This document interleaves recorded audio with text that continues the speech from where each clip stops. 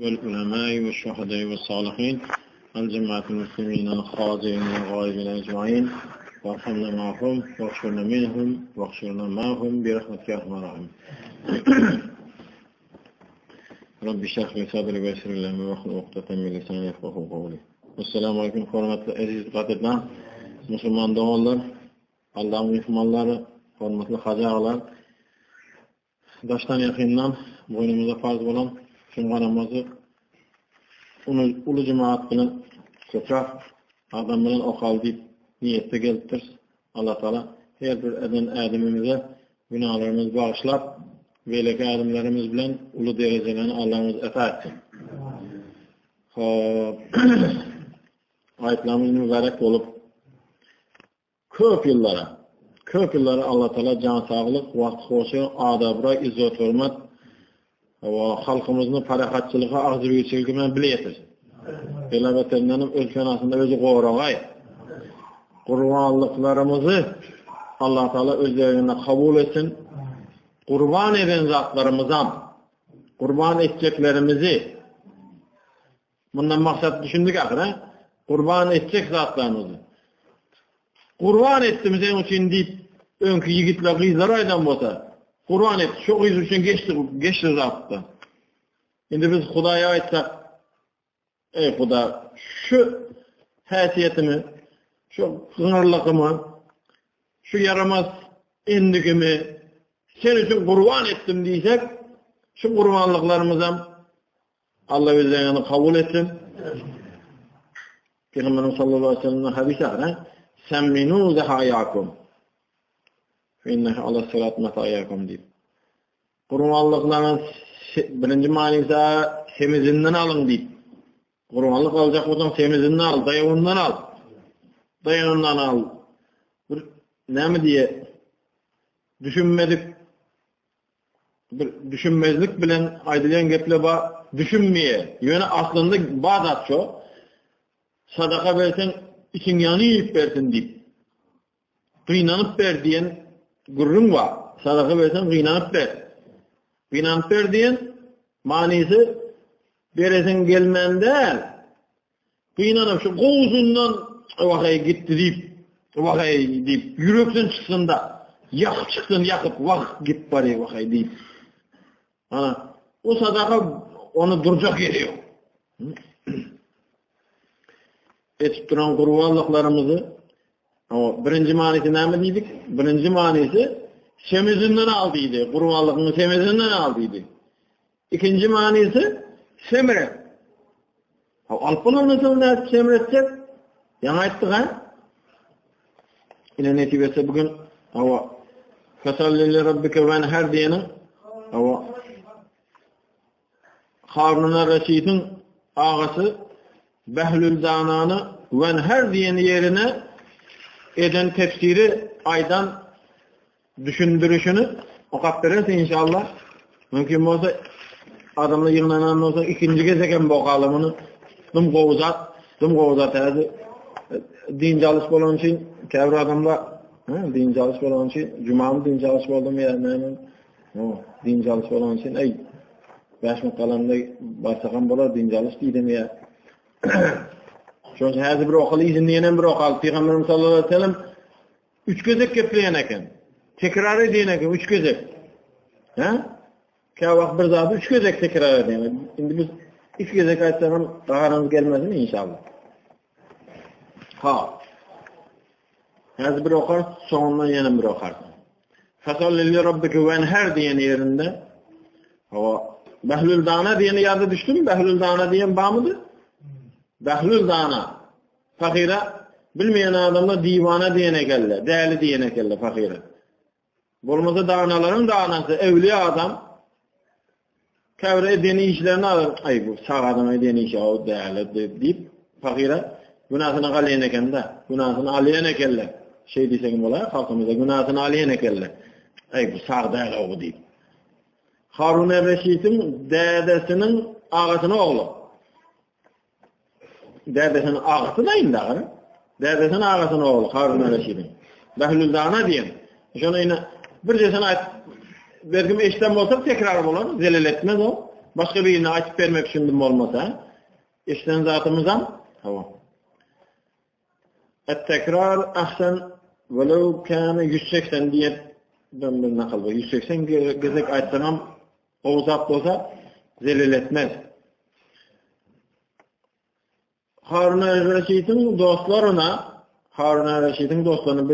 bile katnaşanlarına kavak şulan oturuşmasına yürüyse varıp bir yerden eşitip şulan oturuşuyla deyip yürüyse varıp yanına varıp o bir geçip gidip bariyen adam bolup girip salamlaşıp yankılara 10 minut saat öğüt açıp gidiyen eken.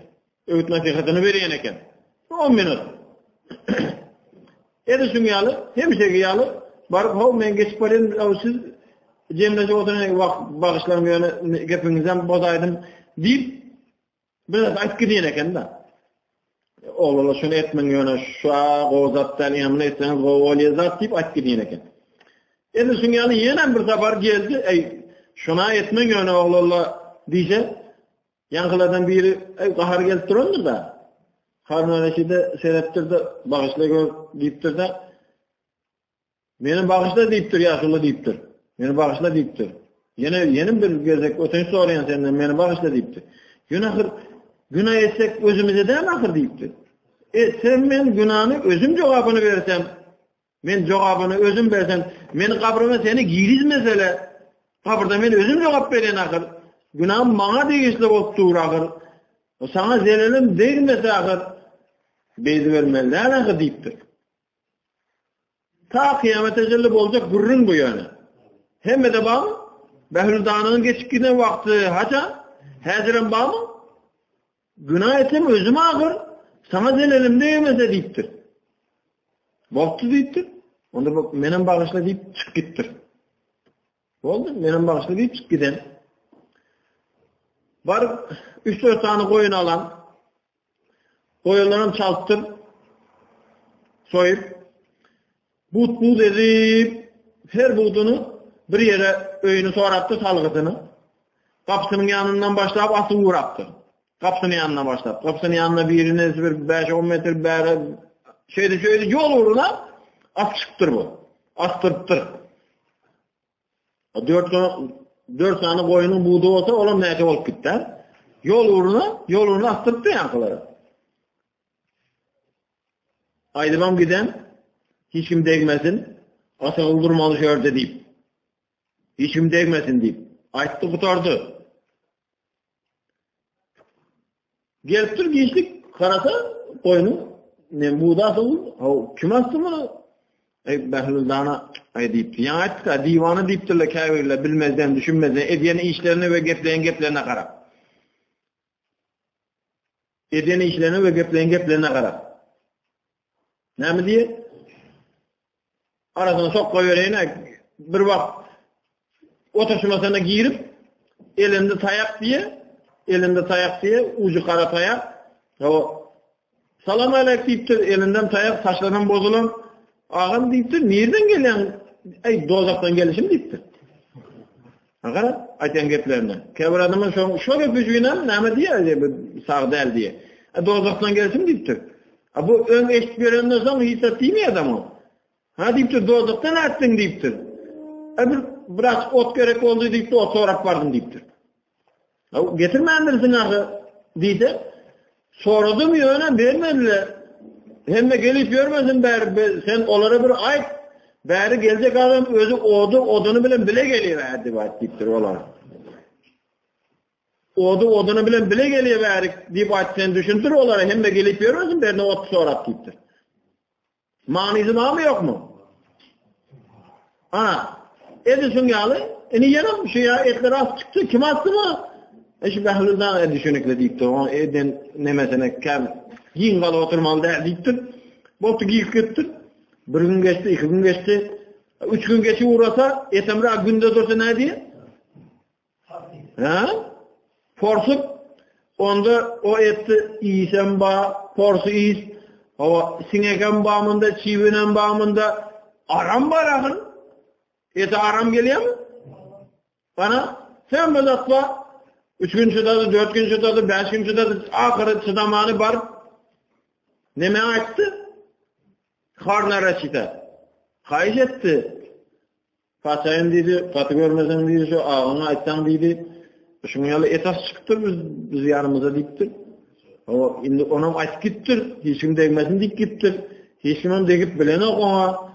Özüm portap yatıydı, yanından geçip olanak. Komşunun yanında bir ayıp oldu. Bir kayış deyiptir. Böyle deyiptir. Çakırtırıptır.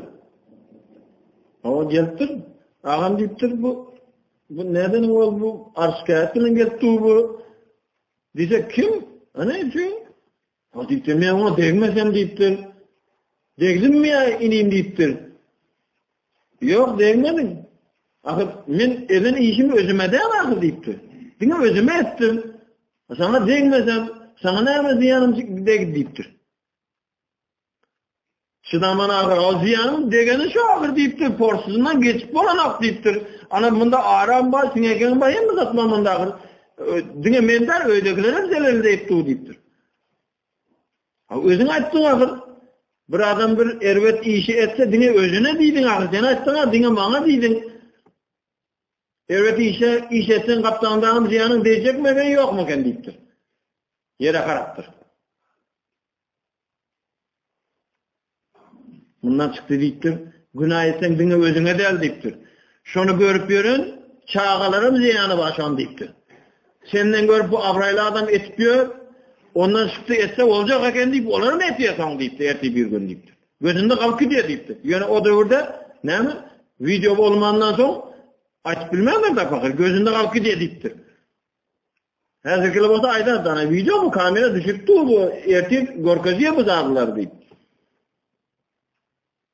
Ana, venher'e açtır indi, venher. Venher'i tefsirini Behlül Dana'dan eşiteli. Venher diyen tefsirini Behlül Dana'dan eşiteli. Bismillahirrahmanirrahim. Venher diye näme? Kur'anlığını çal der, näme? Kes, beset, goyun dimanilarından beri deydik ha. Musulmançılığa peydan degmese, dım olması ziyanın, zelelin degmesin. Cenab-ı Hak, Musulmançılığa peydan degmese, dım olması ziyanın, zelelin degmesin. Soğab edip bilmesen, oňormasan, käbir nepil, arazası var nepil, namazı var nepil, sadakası var. Şuna menzir käbir nepil ibadetle var şeyler, nepil o. Farz del, vacip del, sünnet del, nepil. Käbir mayda günahla var, mayda soğapla var. Mayda günahlarını yumak için mayda soğap gerek. Ana, käbir nepilleri oňormasan, günah etmeyecek bol. Nepil soğapları oňormasan, günah etmeyecek bol. Nepil edip yürün adamları kaytarma.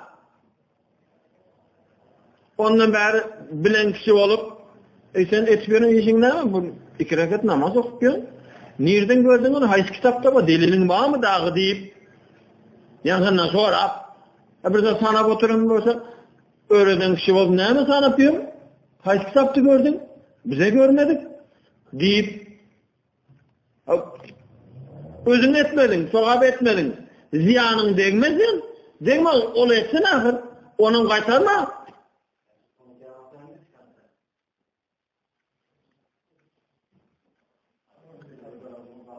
Komşuların kâbiri. Komşuların, kâbir katnaşayanların, dostların sana seyredip Musulmançılık şo muka, Musulmançılığın bolması şo muka deyip yörler.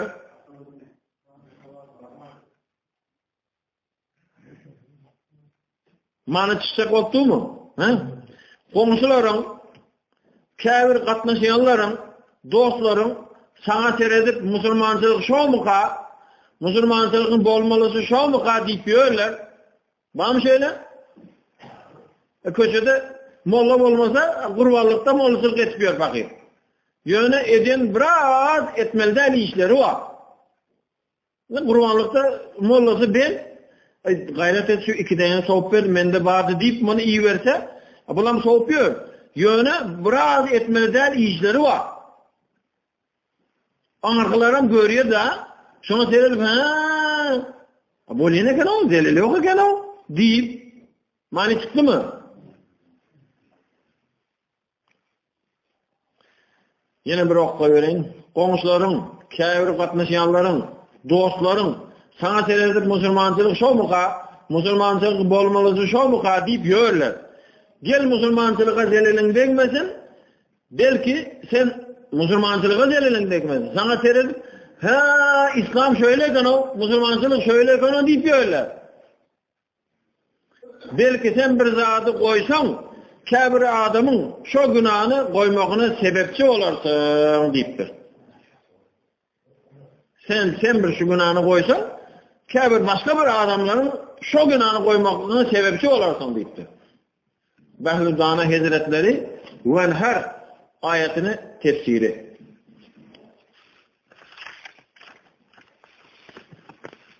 Bismillahirrahmanirrahim. Şimdi ön kalkıdan yerimizden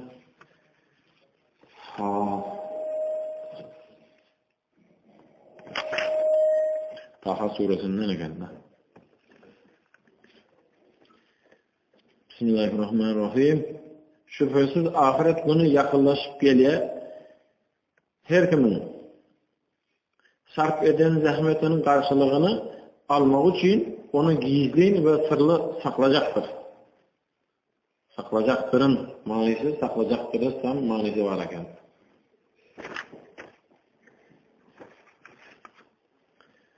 On 16. ayet. Seni hakikat yolundaki inancından kovdingleri, bundan neticeli sapak almalı deyip 3. ayette ayette Kasas 3. ayette ayette. Bundan neticeli sapak alma. Dine hikaye dinlemeli değil onları, neticeli sapak. Seni hakikat yolundaki inancından, özünü inancın var, hakikat şo muka deyip yön, şo hakikat deyip öz inancın var. Seni hakikat yolundaki inancından yanlış ve yaramaz yoldaki ahlaksız, dünya malını ve işretlerine inananların, nefsinin arzularına aldanan adamların inançları seni hak yolundan savmasın, alıp kalmasın deyip. Ve sen helak olarsın deyip ayet-i kerime kurtarıyor. Yine mukallı. Oğuz'a da ayet diyor. Men düşünüp bilmesem, kaptanınıza düşüntürüp verir çıkandan sonra seni hakikat yolundaki inancından yanlış ve yaramaz yoldaki ahlaksız, dünya malını ve işretlerine inananların, dünya malını ve işretlerine inanıp gör bir adam, önüm ayttığa İyyâke na'budu ve iyyâke nestaîn diyen vaktinde, İyyâke na'budu diyende malına, puluna ve kâfir adamlara dünya şuna inanıyor. Peygamberimiz sallallahu aleyhi ve sellem hadis var. Allah bana ayıttı diye ondan çıktı hadis kutusu. Haysi bir adam bir zaten katı inansa, şuna süyense, şuna dayanıyor. Şuna katı bir vay ne olsam şu bana arkamda deyse şu bilen belalanır deyiptir. Bela sonundan gelir deyiptir. Bir adama katı inansa, katı süyense etsin. Ediverelim ne olsam şu bana arkamda şu alkalayalım yani deyip etkini etse Huday takvar. Bela şundan gelir deyiptir. Şunun için İyyâke na'budu ve iyyâke nestaîn. Dine özüne inanıyız diye vaktinde dım olmasın namazda şöyle olmaz dedik mi? İyyâke na'budu diyende İyyâke na'budu kömrümüzden geçirmeli. İyyâke na'budu ey büyük bir var. Sana ahır. Süyüncümüz, ibadetimiz sana, sana ibadet ediyoruz diyende başka zatı oylanman, başka yere gütük kalmanı, köngülümüzden, fikrimizden, özümüz namazda yani köngülümüzden, fikrimizden başka yere gitmiyor. Dım olmasa şöyle gelen vaktinde secdeden bir gelip o başka vakti gütük kalıver diyem o. Dım olmasa şu vaktinde şöyle gelip seni hakikat yolunda inancına yanlış ve yaramaz yoldaki ahlaksız, dünya malını ve işretlerine inananların, nefsine arzularına aldanan adamların inançları seni hak yolundan savmasın. Alıp kalmasın manisi var ekan. Sen helak olasın diye. Helak olasın. Helak olmak diyen hükman ölmekten. Helak olasın diyen hükman ölmekten. Ahırın hor bolar diyeni şu. Sonunda hor olarsın.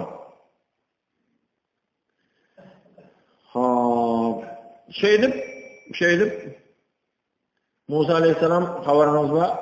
Şeydip Musa aleyhisselam nime mindi dağa mindi ha? Köşün çözdüydü. Geçen de bir ayet yağda salp koyuyor. Köşün çözdüydü. İki türlü tefsirde mani verdiler. O birinci eşekin hamından bolan için çözdüyen eken birinci manisi. İkinci manisi köşün çözdüğünün manisi ne mi? Dünyanın işlerini hem de taşar. Ayakından çek duran zatları. Ayakından çek duran zatları. Değil mi olsa? Allahu Ekber deyip Allahu Ekber deyip tekbir tahrim ahira. İkinci minut koy hem de zaten telefona möçür başkalarına ikinci minut koy. Allahu Ekber deyip ikinci minut taşla. Elin arkası bilen urk koyverdim. İkinci minut taşla. İhram. Mescid-ül Haram. Hemmizde haram diyen söz var. İhram, Mescid-ül Haram, tekbir-i tahrime hemmizde haram diyen söz var. Bizim hacıların hatarına yazga Huday Taala ihram bilen yörönlerin hatarında eskey. İhram diyeni näme? İhram diyen hacıların giyen giyim değil mi? Şel bir mağda zat yozan istirafını söylüyor. Hem de zatta bilmem kaldım diyen zat var. Hem şeriatın hem zatında hem amallarda şunu bilmem kaldım diysen geçirilir şu zat. Yine hacda da. Hacda şöyle ben bilmedim ha ne deyinakın bilen ederdim diyen zat yok. Hacda din iştirak söylemedi. Bilmedin ne etmiyorsun bende. Bilik gel akın sen. Hacda yokun yalada. Hacda bir mayda zat onu mesela ne mi diyor? Bir endik.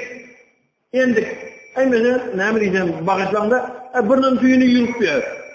Endik dağılır. Bunun tüyünü yürüyor. Kulakında tüy çıkan basa yürüyor. Yeni ne mi? Şuna benzer bir endikleri var. Endik bilen. Ya olsa katı kaşamanam bolana hacda. İhram vaktinde senin katı kaşamanam bolana. Tüyü düşse ştraf. Söylemeli. Özü bir mayda ne ettin yani? Özü mayda yönü söylemeli. Tüyünü aldın söylemeli.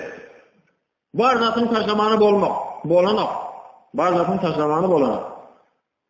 Hem mi zaten ünüs verip ihlas bilen şöyle ünüslü olmalı şu derece. Yine mesela ay Allah bağışlasın ben erkek adam o. Hiç satı yok. Üstünde bir platenseyi alıp uzatı ilk koyduk. Oturup dursa o mayısını otursa hem benim atılıp yatıyor. Şu derece serasa bol oturup durmalı. Hemimiz başımızdan geçkeyiz. Hemimiz başımızda bolgay bu da. Yine başından geçirirler, yadınız düşer. Hemimiz var geleceğimiz şu. Yani platenseyi alıp uzatı orayımız. Zordan oturup zordan turgayımız. Bu o mayısını oturdum tutardı da. Hem benim akılıp yatıyor. Namazdan şu. Tekbir-i tahrime. Ünüslü ol sen ağır. Ünüslü ol. Namaza girdin ağır sen ağır. Ana. Köşüm sözdiydi. İki manisi dünyada namaz için giren vaktinde senin namazdan alıp koyun zatları dünyayı bağlattıran zatları ikice muhtaçlık dur deydi. Ayakına çektiren zatları ikice muhtaçlık dur deydi. Hani yapın kıskası girdi. Şimdi Huday Teala bilen gepleşip uğradı. Şimdi Huday Teala derru geplep başlandan sonra korkuyan hiç yerde hiç zat yok. Gepleşip dur. Korkuyan hemen korkuyor. Kim bazen korkuyor? Ses geldi dur özü yok. Hatipten hıtak geldi diye. Yok yerden ses geldi. Yok yerden yine Arapların telefonuna hatip diye Araplar. Telefona hatip diye. Yok yerden ses geliyor. Hatipten hıtak geldi. Ses geldi dur. Şimdi bu bırakıp özüne gelip altın nemetmesin deyip güymemek için korkmasın deyip ey Musa bu sağ elindeki neyme bu deydi. Sağ elindeki neyme bu deydi. Musa Aleyhisselam der özüne gelip bu Hasan mı ben deydi. Bu bilen koyulanın bakanda çok kömürü diye bu deyip düşündürü uğradı. Endi bilmerek herhalde. Hudaý Taala bilýär bu zatlary. Goýunlarymy kömek edýär bu neme diýen bu yaprak kakıp beren süýenýän muňa aňyr berdi bir öňümizden bir it dagy çyksa, tanış bolmaz it hawaýlap zat edip, hassa peygamberlerden sünnetdir. Diňe peygamberimizden de peygamberlerden sünnet. Hassa. Indi Peygamber sallallahu aleyhi ve sellem'den hadis var. Hasanın 4 häsiýeti var, 4 peýdaly zady var diýip, indi ona girip otursak wagtymyz gidiyor. Şoň biri peygamberlerden galar. Sünnet, haybat, edep gepin geçýärdi. Ana şolar düşündiripdi ýadyňyza düşse Magraj wakasynda neme İmam Gazali Esselamu Aleyküm ve Rahmetullahi ve Merakatuhu ve Necatuhu ve Mematuhu ve Hayatuhu diyende Musa Aleyhisselam'ın ruhuna emedi deyip köpektir koy vermedin miyim bunu deydi akı.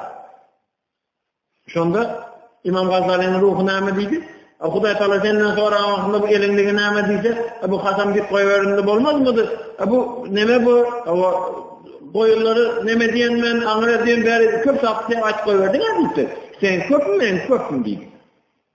Ana böyle tozu zatlar aç koy verdi. O zaman yani 19. ayet taşladıydı. Elimden taşladıydı. Birden ulağan yılana aylandı. Yani bir anakonda mı ne? Anakonda diyen suyun enesi diyen eken. Bir kinabay diye de. Ulağan yılana aylandı. Allah deyip kaçtı Musa Aleyhisselam. Sonra da yövüt. Kaçtı.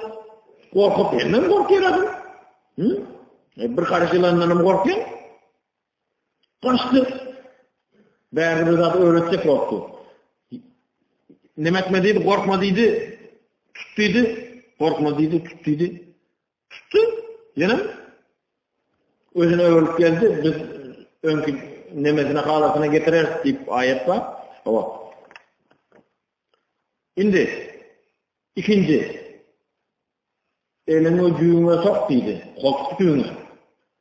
Elini koltuk düğüne sok deydi. Her ağarıp çıkar elini deydi. Hiç ziyansız deydi. Her elini ağarıp çıkar hiç ziyansız deydi. Mesela birden elini ak düşük gitse teninde bir keselik oluşu mümkün. Tenine bir ak düşük gitse teninde bir keselik oluşu mümkün. Sultan Üveys Karaneyn tenesinde ak keseli var eken. Tenesinde akı var eken. Kimin tenesinde ak olsa kıynanmasın. Şu keselik yitip hem de zaten yine önkıyalı olurdu. Dine ayetinin elinde ayetinde pislik bir tengel kalk giden eken. Şondan tanap Hazreti Ömer bilen Hazreti Ali şondan tanarlar. Elinin ayetinde akından. Şimdi Musa Aleyhisselam'a elin cüğüne sok deydi. Hadi ağır çıkar elin korkma deydi. 21. ayet eken. Korkma deydi. Ana Hasan'ı açmadı. Elini ağarmaklığını açtı. Sebep. Hasan'ı açmadı. Elini ağarmaklığını. Hasan'ın önünü açsa öyle de akır. Yılana öğürler bu. Korkma yöne demedi. Hasan'ı açmadı. Elini ağarmaklığını açtı. Bunun seyinde uğulu sapakla var. Kâfir bize gelecek zatlarını Allah duyduruyor. Kâfirlerini duydurmuyor. Yani eşitmeni, dinlemeni bilmeli. Diktur, Kur'an-ı Kerim. Allah Teala duydurttu. Yani şunu dinlemen geçip gittin sen. Dinlemen geçip gittin. 3 günlükte bir cenazadan gelişimize yani şoför açıkları okuyor. Maşinin üstü yok diye. Maşinin üstü alıp gittir diye maşinin üstü. Aşkabat yolunda düğe bilen nimettir, akılıştır. Düğe maşinin üstünü, teptezi maşinin üstünü alıp gittir. Helim yaxşı diye yatı Türk geleyineken diye. Yaşı gittin yatı Türkiye'li var ya. Yatı Türk geleyineken diye. Helim yaxşı alıp kaldı diye. Bir yerine bir zat olmadı. Kuda şükür diye attıkın diye yani yigit attır. Nime nereden? Ön oğlu yigiti duyduran, ön duydurdu. Kovuluk bilen bir zat duydurdu. o adama şol yigite ya bir devlet verdi, ya bir ukuyup verdi Allah. İki zatı verdi. Ya bir devlet verdi, pul mal verdi, ya bir ukuyup verdi. Şondan peydalan özün ve başkalara deyip. Zekatını verip durmalı. Zekat deyende dine pul değil akı. Malından hem zekat vermeli, zayından hem zekat vermeli. İkisi adam olsam özüne adam çakırmasan, ikisi adam. Ha? Mihman, özün zekat. Ha?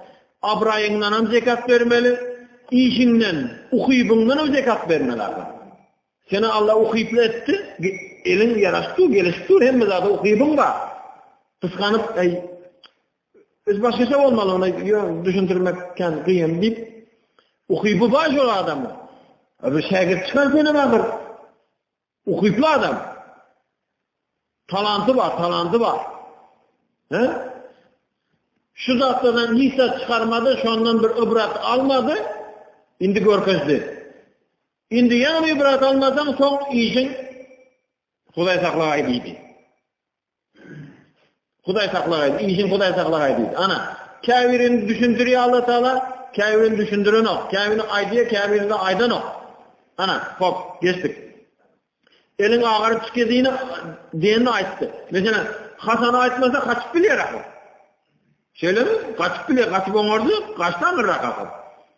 Yani elini ayıtmasa da, elin ağarı çıktı, elini zımıp tasak kaçıp olur mu? Elini ayıtmasa da, eli ağarı çıktı, vay dağıt deyip tasak kaçıp gitip olur mu? Olmaz.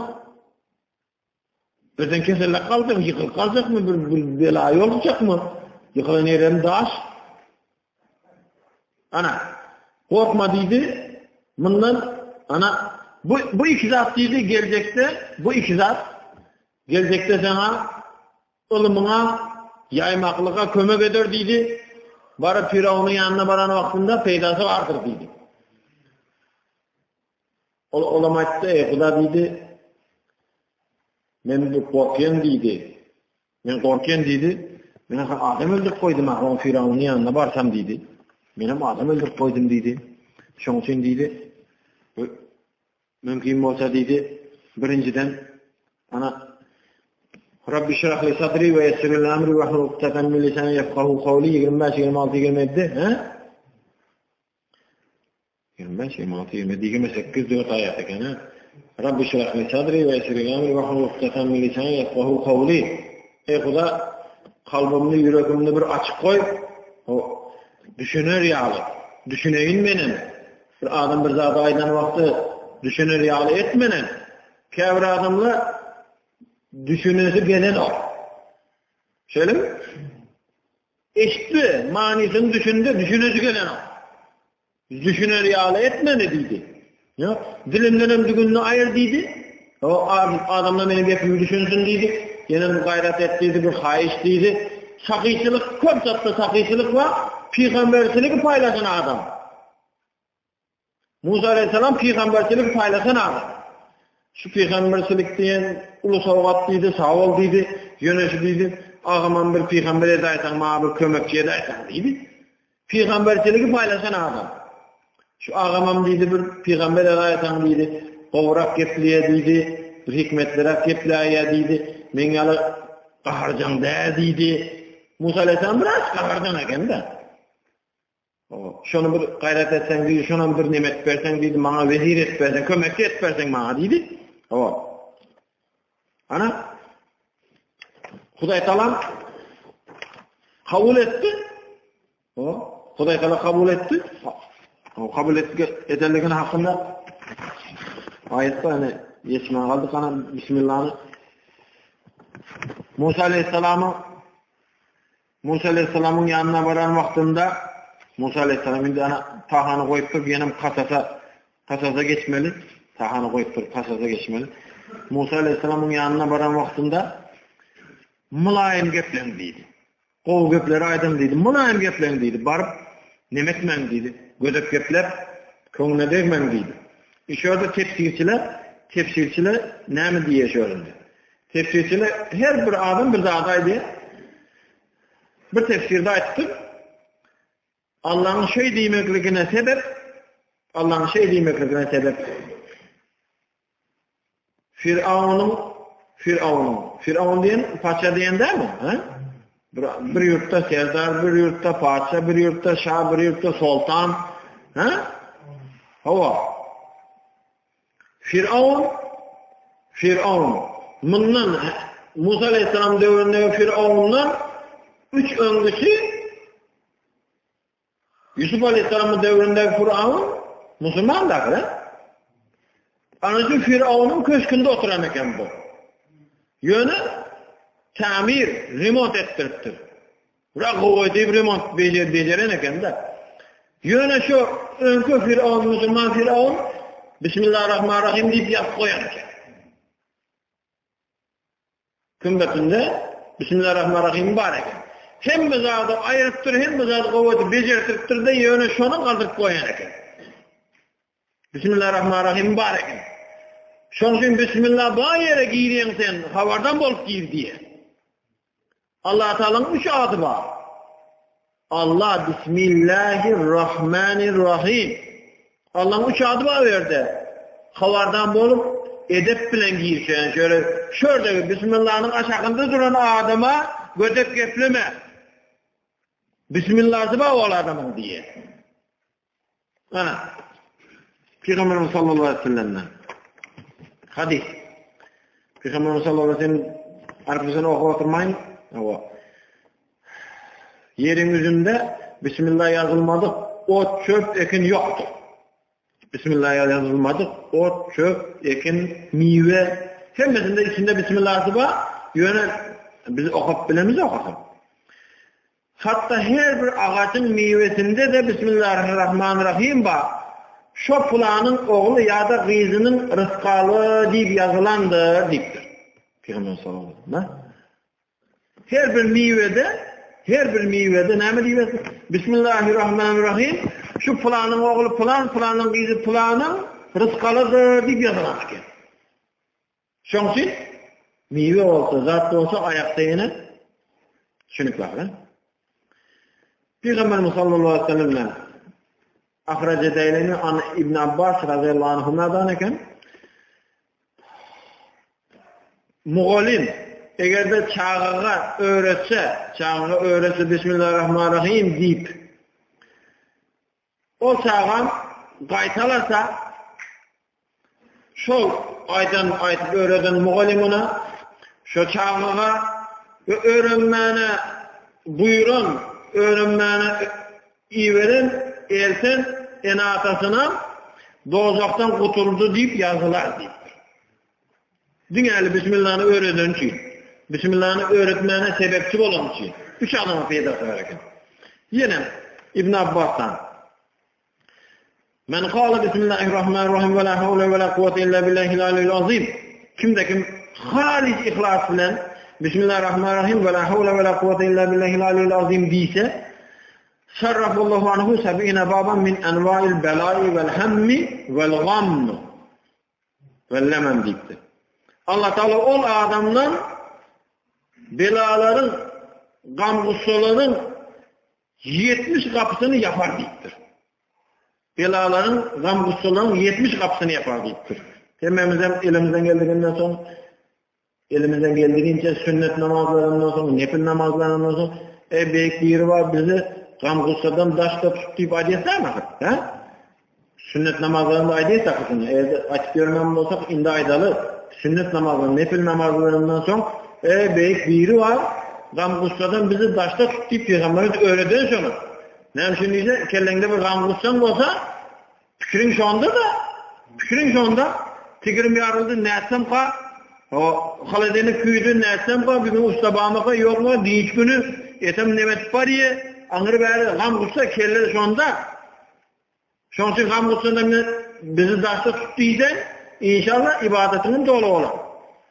Hakikaten de Allah Teala Bismillahirrahmanirrahim'in bereketi bilen bu ümmeti her bir beladan beterden aman saklar, her bir şeytanın şerrinden korur, her bir derde derman eder, kemsizilmekten, ot almaktan korur deyipti Peygamberimiz sallallahu aleyhi ve sellem. Ana, şu sözaktan koruyacak eken, indi Firavun'un ne mi?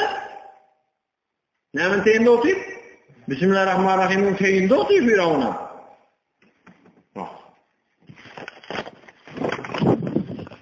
Bismillah. Şimdi vaktimizi aldım. Şurada açacaktım. Yankı bunu deyip kişilerle için. Hop, yani kaytalık koyuyorlar. Bir kişiz okuyan. Hop. Behlül Dana'nın aydanı. Kes, beset, koyundu diyen. Musulmancılığa peydam değmese, dım olmasın, ziyanın, zelelin değmesin. Sokap etip bilmesen, oğurmasan, günah etmeyecek bolup bir gör. Komşuların, kâfir katnaşıyanların, dostların, sana seyredip musulmancılık şomuka, musulmancılığın bolması şomuka deyip yörler.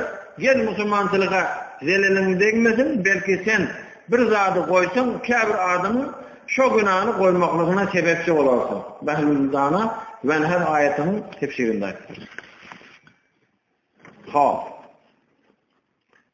Allah'ın ferişteleri var diye. Allah'ın ferişteleri var diye. Niyede bir adamla yığınanan olsa, bir hükümet vaktinizi oğurlayın, ruhsat versin. Niyede adamla yığınanan olsa, şu adamların yığınanan yerinden haram iş olmasa, haram zat olmasa, ortada küşe anır beri, haram gürrün olmasa, Ferişteler ne diyen Allah'ın ferişteleri zikir ehlini köçe gezip gözlerler. Düşünün kakıran. Onlardan biri Allah'ını yatlap, dinini, desturunu yatlap oturalları görse carsalar. Gelin, bizim gözlep yöreniz bu yerdeyken oran diyor diye. Oravalım deyip de, oran diyor diye. Başka feriştelerim gelip kanatlarını yayıp asmana çelip oravalarlar. Allah'ın rahmetini ve bereketini üstlerine yağdırarlar. Halis gelirlikleri için. Bunun izinde neme düşündürüsü var. O şimdi oravaldılar, üstüne doğular indi. Asmana çelip. Yani Allah'a şükür ilahim bizimkine oravalgan bolgay. Üstüne asmana çelip çıktılar indi ferişteler. Oravaldılar. Rabbimiz Huday Teala bizim Hudayımız o feriştelerden soracak. Mende näme isle otuyla ola? Yankı gelirler yine yığınalan 200 adam 300 adam geldik. Näme islek geldiler ola? Mende näme isleyeler?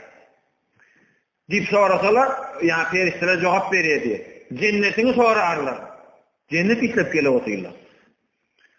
Cennetimi gördüler mi? Allah Teala sorattı. Cennetimi gördüler mi? Yok.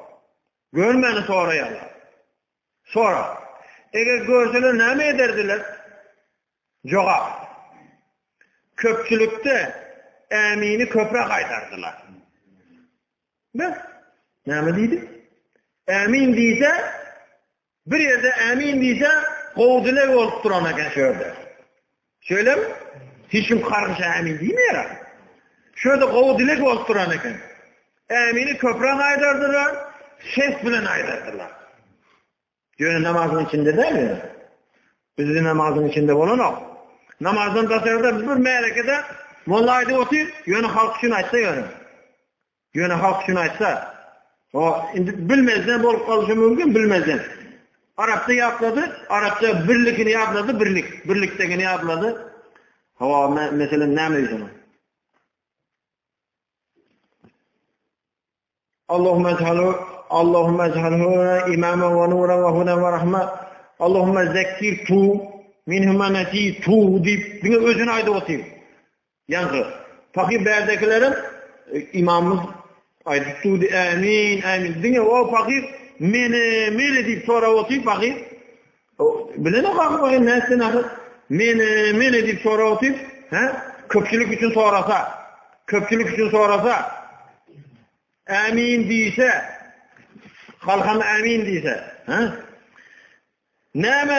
Nämeden menden fena sorayalar olar. Nämeden kaçacak bol, nämeden kutulacak bol sorap ýörler. Diýse, jogap. Dozokdan diýip jogap berýärdi. Ya ferişteler. Dozoky gördülermi? Yok. Dozok gördükmi? Yok. Görseler näme ederdiler? Jogap, görseler. Mayda küýde şüpheli zatlardan, şüphelen bolsa puldan, başka zatdan kaçsın mümkün. Pul bir manat bolsa şüphelirak bu ezelek gereklerle diýen. Köprak pul şüphelirak düşaysa, köprak pul düştü. Olan şüpheli. Ezelek bir sadaka ederim, zat ederim diýen bolup, şüpheli pul köprak bolup gitse, derru nebis yaman, derru bir fetlasını tapıyor da, adam bazı yarısını ondan birini berýän, sadaka edip bakır, arasana niye bu baz urcuya, mayda küýde şüpheli puldan, ottan kaçarlar. Odu özlerini taşlamazdılar. Eğer bilseler, görselerdi. Günahları bilip durup aralaşmazdılar. Diye diye. Ey periştelerim! Şuna şahit olun, onların İslam gören cennetini nisip ederin, siz şahit olun diye. Dozakından emin ederin, sakların deydi. Siz şahit olun deydi periştelere. Bunu aytmalı başkalarına. Aytmalı yeri yine mi geliyor? Şu anda perişteler diye. Ey Allah, onların içinden biri senin için değil de başka bir zat için geldi. Senin için gelmedi de başka bir zat için geldi. Şimdi bunu sana oturmak gerek değil. Sana falan bilmeyiz. Bir adamın könlündeki zat başka bir zat için geldi. Başka bir mesela kurbanlıkta bir dımba olmasa bulabilen Türkeşeyin. Kurbanlıkta Türkeşeyin bulabilen o. Günde 3 vaktini yok yertir olmasa. Dımba olmasa kurbanlıkta Türkeşeyin deyip geldi. Meselen de. Ya da olmasa birinin kıyısını alacak bir kaynatısını katlatıyor şöyle. Dımba olmasa şuna görünmeyene. O bundan namazdayken deyip kıyısını bana versin deyip geldim ey. Gepin kıyısası bir zatlı için geldi. Bir zat için geldi. Şunda perişteler, ey Allah, onların içinden biri senin için değil de başka bir zat için geldi. Onu hem de ocaktan kutuluların kağıdını yazalım mı deyipti. Diyene ki perişteler, bunu mu yazalım mı? Bu başka zat için geldi ahir.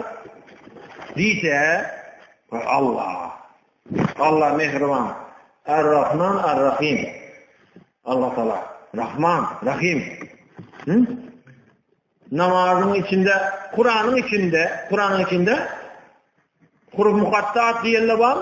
Kâbir ayetlerin, kâbir suraların önünde manisi bilinmeyen harfler var. Var mı şöyle? Mesela elif, lam, ra dik gelse. Yaptı sakın. Elif, lam, ra ha, mim, nun. Bana. Elif, lam, ra, Hamim, Er-Rahman, Nun, Er-Rahman. Er-Rahman bol. Yaxşı. Kısam şu adamlar. Yaxşı. Şöyle aydayın. Bağışlan. Vaktinizi aldım. Vaktinizi oğurladım. Bağışlan. İndik sabah anlatmaya vaktiniz. Bağışlan. Humul kavmu la yesqa bihim celisuhum. Zikr için, Allah'ını yaplamaklık için yığınananlar menin meclis dostlarımdır diye Allah. Doğullarım diye. Olur bile oturan kim olsa olsun onu şu zattan mehrum etmeyelim deyip Allah Teala söz verir. Kim olsa olsun şulara katlaştı mı, şunun arasına girdi mi Allah söz verdi. Onu mehrum etmeyelim deyip. Yine zım olmadım diye içimizde 200-300 adam oturup bir cemisi arasında olsa o adamın Allah'ın dostu olsa bizden koşkay Allah Teala şunun arasında.